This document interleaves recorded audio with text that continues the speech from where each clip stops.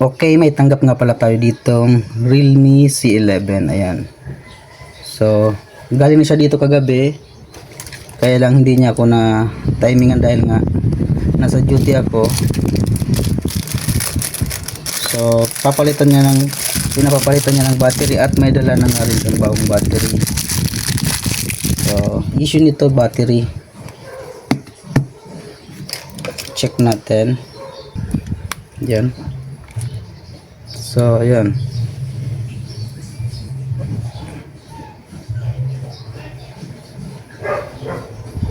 Oops, ayan. Huminto sa pag-charge. Ayan. Ayan na po siya mag-charge. So, ayan. Kaya pinapapalitan niya ng battery dahil hindi na nga gumagana. Ayan, pag-charge natin, ayan. Charge siya. Then, hihinto po siya. Ayan, huminto na. Wala na. So, battery nga. Papalitan po natin ang battery.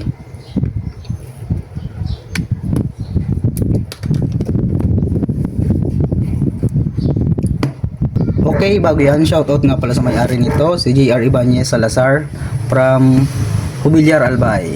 So, shoutout sa iyo, pre.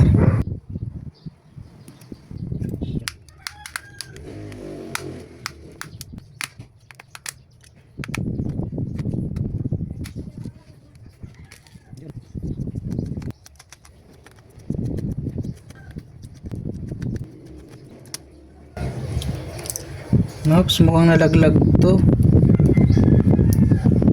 Umangat yung ano. Mukhang umangat lang yung ano. Try nga natin yung balik.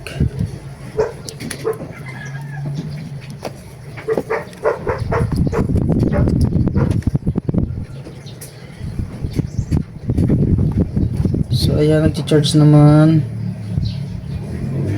Yun.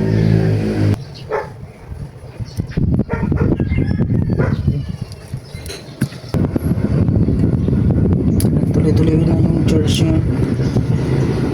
Nalaglag lang to, siguro nabagsak. Kaya na tanggal sa pagkaka-charge. Ayan, okay naman oh. Suko natin tanggal. Okay naman oh. Ano ba din si Tita Agsay Mama Ro? Okay naman. Abang na. Ayan, okay naman siya. Nakaabang na. Ano?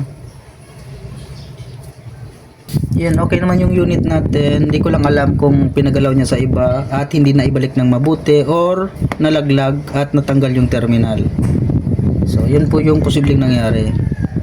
Pero tingin ko baka pinagalaw niya rin sa iba to eh.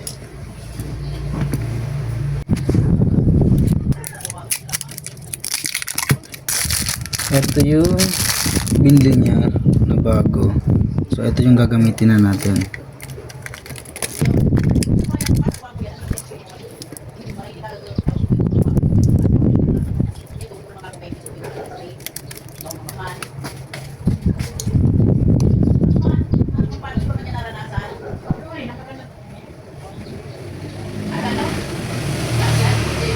Yun.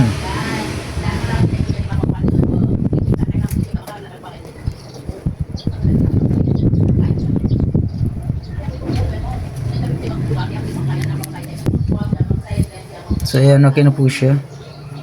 Ayan. So goods na po yung unit natin. So ito, i-repair na lang natin. I-jump na lang po natin yung pinaka-fuse ng battery. So okay.